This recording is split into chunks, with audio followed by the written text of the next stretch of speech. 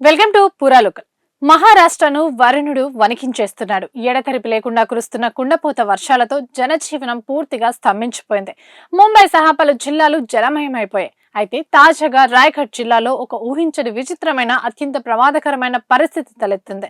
వరద దాటికి ఏకంగా 5,000 ఎల్పీజీ గ్యాస్ సిలిండర్లు నదీ ప్రవాహంలో కొట్టుకుపోయాయి. ఏకంగా 5,000 గ్యాస్ సిలిండర్లు ఇప్పుడు వరద నీటిలో కొట్టుకుంటూ నివాస ప్రాంతాలు రోడ్ల వైపుకు వస్తున్నాయి. వరద నీటిలో కొట్టుకుపోయిన ఈ సిలిండర్లకు సంబంధించిన విజువల్స్ ఇప్పుడు సోషల్ మీడియాలో విపరీతంగా వైరల్ అవుతున్నాయి. ఈ నేపథ్యంలో స్థానిక యంత్రాంగం, అధికారులు ప్రజలకు తీవ్ర హెచ్చరికలు జారీ చేశారు.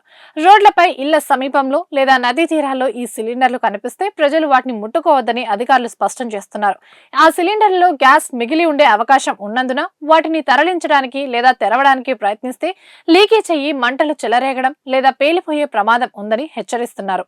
ఎక్కడైనా సిలిండర్లు కనిపిస్తే వెంటనే స్థానిక పోలీసులకు లేదా గ్యాస్ ఏజెన్సీలకు సమాచారం అందించాలని కోరారు. ప్రస్తుతం రంగంలోకి దిగిన సహాయక బృందాలు ఆ సిలిండర్లను సురక్షితంగా స్వాధీనం చేసుకునే పనిలో పడ్డాయి.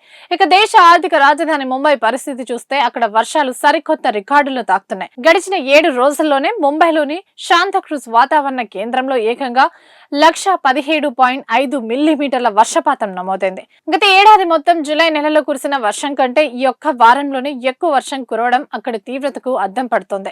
లోతట్టు ప్రాంతాలన్నీ చెరువులను తలపిస్తున్నాయి. రోడ్లపై మోకాలు లోతు నీరు చేరడంతో ట్రాఫిక్ నిలిచిపోయింది. లోకల్ రైళ్లు, విమాన సర్వీసులు ఆలస్యంగా నడుస్తున్నాయి. ఒకవైపు ముంబై మునుగుతున్న నగరానికి తాగునీరు అందించే బిహార్ తులసి సరస్సులు పూర్తిగా నిండిపోవడంతో తాగునీటి కొరత తీరుతుందని బీఎంసీ ఊరట వ్యక్తం చేస్తోంది. ప్రస్తుతం ముంబై, థానే ప్రాంతాలకు ఐఎండీ ఎల్లో అలర్ట్ కూడా జారీ చేసింది. గంటకు 40 నుంచి 50 కిలోమీటర్ల వేగంతో ఈదురు గాలులు వీచే అవకాశం ఉందని, సముద్రం అల్లకల్లోలంగా ఉంటుందని, మత్స్యకారులను వేటకు వెళ్లొద్దని హెచ్చరించింది.